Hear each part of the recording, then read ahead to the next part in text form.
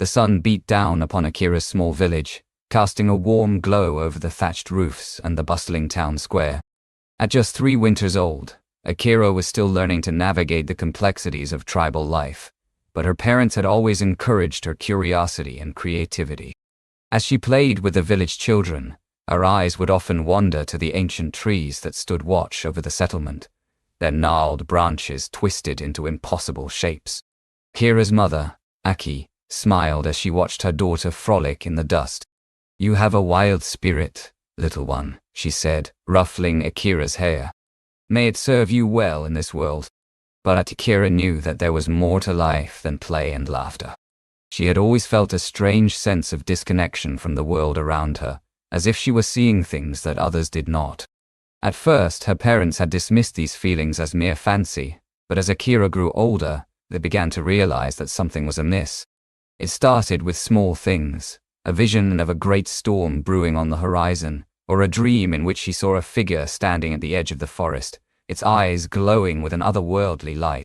At first, Aki and Akira's father, Kanak, had tried to ignore these visions, thinking that they were just the result of their daughter's vivid imagination. But as the visions grew stronger and more frequent, it became clear that something was indeed amiss. And Akira knew that she was trying to warn them of a danger that threatened not just her tribe, but the entire world. As she drifted off to sleep that night, Akira felt the familiar sense of foreboding wash over her. She had seen it before, a dark shape looming on the horizon, its presence marked by an eerie stillness in the air. And tonight was no different. The village was quiet, the only sound the distant hooting of owls and the soft crackle of the fire. But Akira's mind was racing with questions. What did it mean? Would they be able to stop it? She tossed and turned, her eyes fixed on the small wooden carving that hung above her bed, a figure with glowing eyes and twisted horns. Her grandmother, Nani, had carved it for her when she was just a baby, and Akira felt a shiver run down her spine as she gazed upon its familiar face. As the night wore on, Akira's restlessness grew. She knew that she couldn't stay in bed any longer, not when there were things to be done. With a quiet sigh, she threw off her furs and padded softly across the room to the door. The village was dark outside, but she felt an inexplicable sense of purpose, as if the stars themselves were guiding her.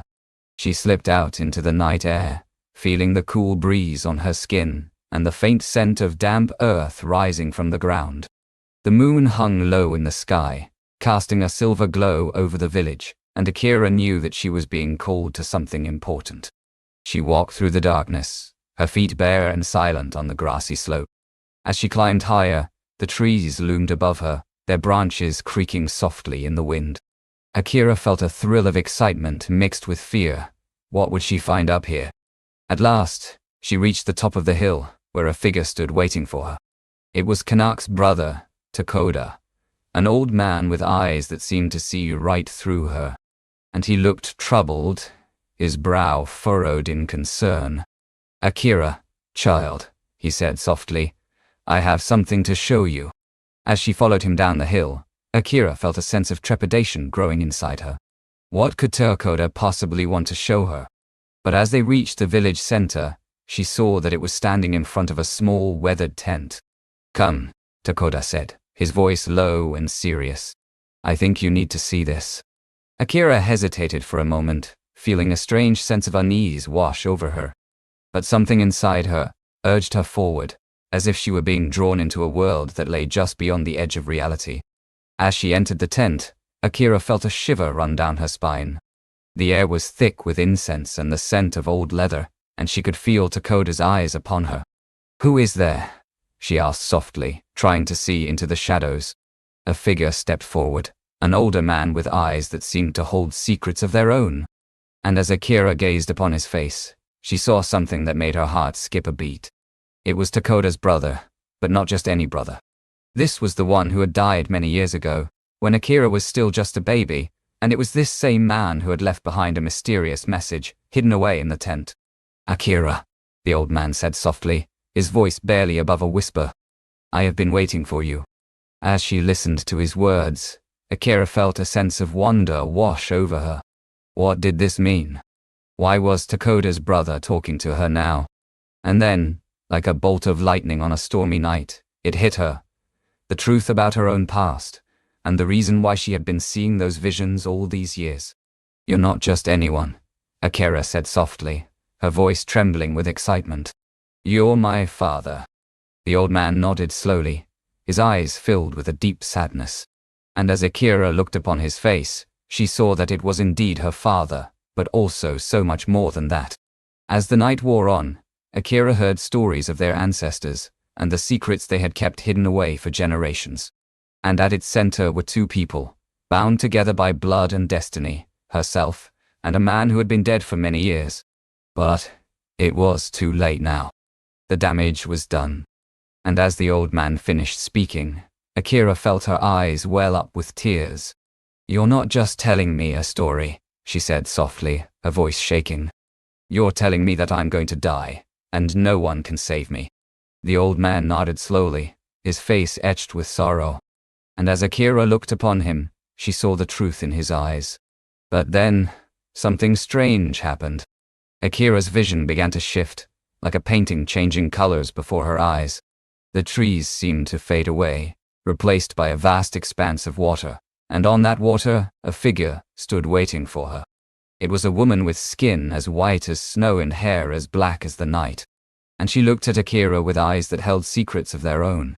"Akira," the woman said softly, her voice like music, "you have been called to a great destiny, one that will take you across time and space, to a world beyond your wildest dreams."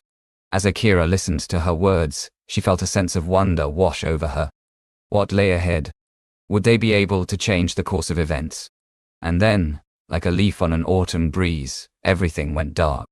When Akira came to, she was lying on the cold floor of the tent, Takota's brother gone, and the old man nowhere to be seen. The fire had died down to embers, casting flickering shadows on the walls. But as she sat up, she saw something that made her blood run cold. A small, leather-bound book lay open on the ground beside her, and in its pages, a single phrase was scrawled in red ink. "Meet me at the old oak tree at midnight. Come alone." Akira's heart skipped a beat as she read the words over and over again. Who had written them? And what did it mean? As she stood up to leave, she felt the familiar sense of unease wash over her, but this time, it was different. This time, Akira knew that she was being called to something truly momentous, a journey into the very heart of destiny itself. As the sun began to set, casting a warm orange glow over the village, Akira made her way back to her family's hut. She couldn't shake off the feeling that something was amiss, and she needed to know more about the mysterious message. Her mother, Aki, noticed the look of concern on her daughter's face. "What's wrong, child?" she asked softly. Akira showed her the book with the red ink phrase. "I don't understand," she said, feeling a sense of frustration wash over her. "Who wrote this, and what does it mean?" Aki's eyes widened as she examined the book. "This is an ancient text," she said slowly. "One that holds secrets of our ancestors." Akira's heart skipped a beat. "What do you mean?" she asked, feeling a sense of excitement mixed with fear. "I think this message was meant for me," Aki said softly, looking at her daughter with a deep intensity. "A message from my own past, one that holds the key to our tribe's survival." Akira felt like she had been punched in the gut. Her mother was talking about something ancient and mysterious, something that could change their lives forever. "What do you mean?" Akira asked again, feeling a sense of desperation wash over her. Aki took a deep breath. "I remember now," she said slowly. "The old woman who came to our village many years ago, the one who taught me how to communicate with the spirits. She was not just any ordinary woman, Akira. She was a seer, a keeper of ancient knowledge." Akira's eyes widened as she listened to her mother's words. "A seer? What did that mean?" "The old woman told me that I had a special gift," Aki continued. "A gift that would allow me to see into the past and predict the future. But there was a catch, Akira. My gift came with a price." "What kind of price?" Akira asked, feeling a sense of trepidation wash over her. "My ability to communicate with the spirits was tied to my own mortality," Aki said softly. "The more I used my gift, the closer I got to death. But it didn't matter, Akira. I knew that our tribe needed me, and so I continued to use my gift." Akira felt like she had been hit by a ton of bricks. Her mother's gift?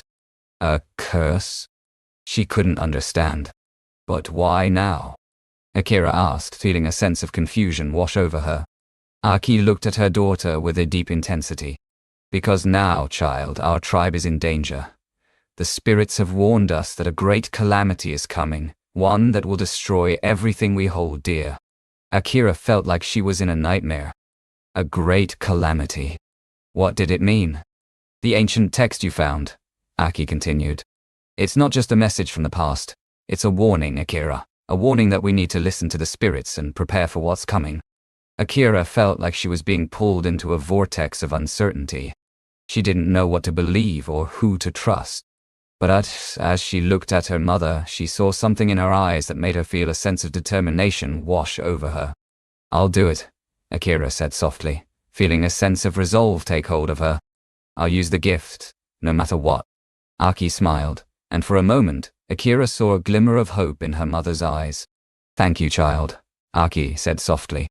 I knew I could count on you. As they hugged each other tightly, Akira felt like she had made a promise to the spirits themselves. She would do whatever it took to save their tribe and protect their way of life. But as she looked up at the stars, Akira saw something that made her heart skip a beat. A figure standing on the edge of the village, watching them with eyes that seemed to hold secrets of their own. It was the woman from the book. And in that moment, Akira knew that her journey had just begun. The next few days passed in a blur as Akira prepared for the coming calamity. She spent hours poring over ancient texts and seeking guidance from the spirits. And what she learned shocked her to her core. The calamity was not just a natural disaster or a war with another tribe. It was something much more sinister. A force that had been building in power for centuries. One that would destroy everything they held dear. As the days passed, Akira felt like she was losing her grip on reality. The weight of her responsibility was crushing her. But then, she saw the woman again. This time, she was standing outside the hut, watching Akira with a look of sadness in her eyes. Akira, the woman said softly. I'm so sorry I couldn't warn you sooner. Akira felt like she had been punched in the gut again. What do you mean? She asked, feeling a sense of desperation wash over her. The calamity is not just a natural disaster, the woman replied. It's something much more personal. It's a reminder of your own past, Akira. Akira felt like she was being pulled into a vortex of confusion. What did it mean? The woman took a deep breath before speaking again. You see, Akira, you are not just any ordinary person. You are the daughter of a great leader, one who was thought to be dead for many years. Akira's eyes widened as she listened to the woman's words. Her own past. A great leader. The woman nodded slowly. Yes, child, your father was a powerful man, one who had the ability to communicate with the spirits and predict the future, and he made a promise to you before he died. Akira felt like she was in a nightmare again. What promise? The promise, the woman said softly, her voice barely above a whisper. To protect our tribe at all costs, to use your gift to save them, no matter what it takes. As Akira listened to the woman's words, she felt like she had been given a second chance. A chance to redeem herself and make things right. And with that realization, Akira knew exactly what she had to do. She gathered her courage and set out on a journey to find the ancient artifacts needed to save their tribe. It was a perilous path, one that would take her across mountains and rivers, through treacherous lands and into the heart of darkness itself. But Akira was undeterred. She knew that she had a mission to complete, one that would change the course of history forever. As she journeyed on, Akira encountered many challenges along the way. Treacherous terrain, ferocious beasts, and even other tribes who sought to use her gift for their own gain. But she persevered, using all her knowledge and skills to overcome each obstacle.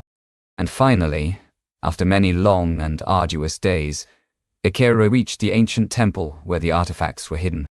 It was a massive structure, one that seemed to touch the sky itself. And as Akira approached the entrance, she felt a strange energy emanating from within. She took a deep breath before stepping inside, ready to face whatever lay ahead. As she entered the temple, Akira saw something that made her heart skip a beat. A figure standing on the altar, waiting for her. It was the woman again. And this time, Akira knew exactly what she wanted to say. "I'm here," Akira said softly. "I've come to complete my promise." The woman smiled, and for a moment, Akira saw a glimmer of hope in her eyes. "Welcome, child," the woman said softly. "You have made it this far. Now, let's see if you can complete what was started all those years ago." As Akira approached the altar, she felt a strange energy building up inside her. It was as if the artifacts were calling to her, drawing her closer and closer. And then, in an instant, everything went white. When Akira came to, she found herself standing outside the temple, surrounded by a group of warriors from her tribe. They cheered as they saw her emerge, their faces filled with joy and relief. "We did it," one of them said softly. "We saved our village."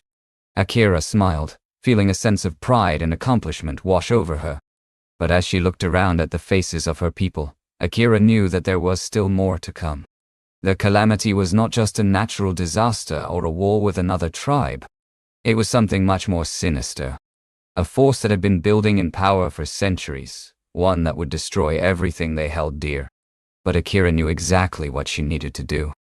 She gathered her courage and stepped forward, ready to face whatever lay ahead.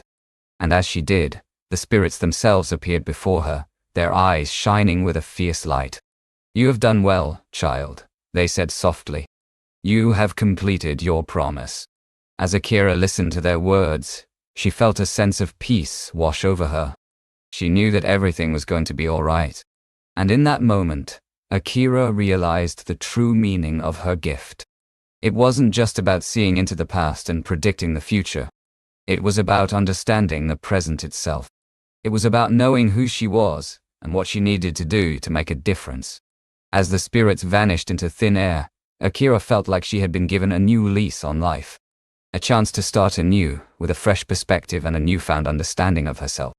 And as she walked back into her village, surrounded by people who loved and respected her, Akira knew that she had finally found what she was looking for all along. She had found her place in the world, and she had found herself. Thank you for watching this video. If you enjoyed the story, please subscribe to the channel to help us grow. This encourages us to keep creating more amazing stories for you to enjoy. Also, feel free to explore other stories on this channel.